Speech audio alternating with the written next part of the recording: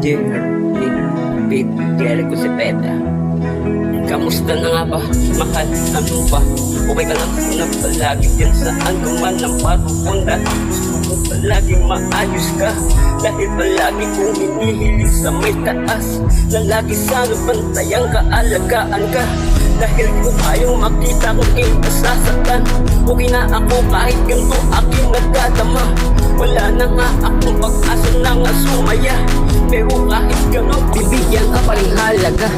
Dahil ikaw yung tipo na babae minahal ko ng tunay, at sapat binigay ko ang aking tunay na pagmamahal. Kahit na hirap na ako, pilit namang sumuko, pero di ko magawa kasi mahal na mahal kita.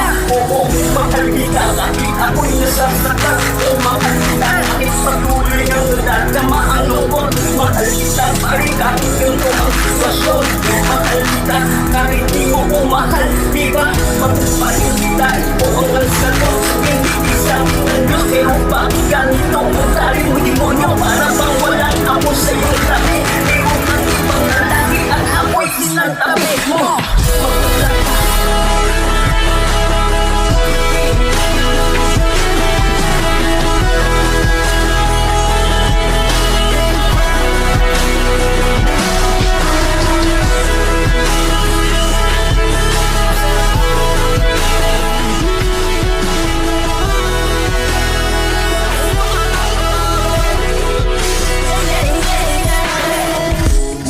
Ngayon wala ka na, pipilitin kong bumalik yung buhay ng kulay ng aking tunay na nakumay na sa akin noon. Ngayon ay pipilitin kong ibalik ang tunay na kulay ng buhay. At hindi na ako mabalik sa babaeng nagsabi sa akin, Kerry, kung mahal kita, ikaw lang ang aking lalaki. At ako'y naman naniwala sa malatiwata at ugali ay anghel, pero hindi pala, kasi ako'y nagkamali sa pagpili.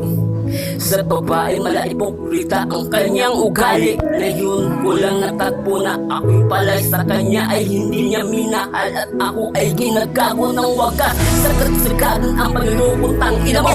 Dapat sa iyo dapat nililipin ng buhay, dahil sa mga katulad mo dapat hindi nire-respeto yung babae na ugali. Pala Diyos, akala mo sa una, pero nagkamali kayo. Parang ano, hindi kayo dapat nagtiwala sa mga ito.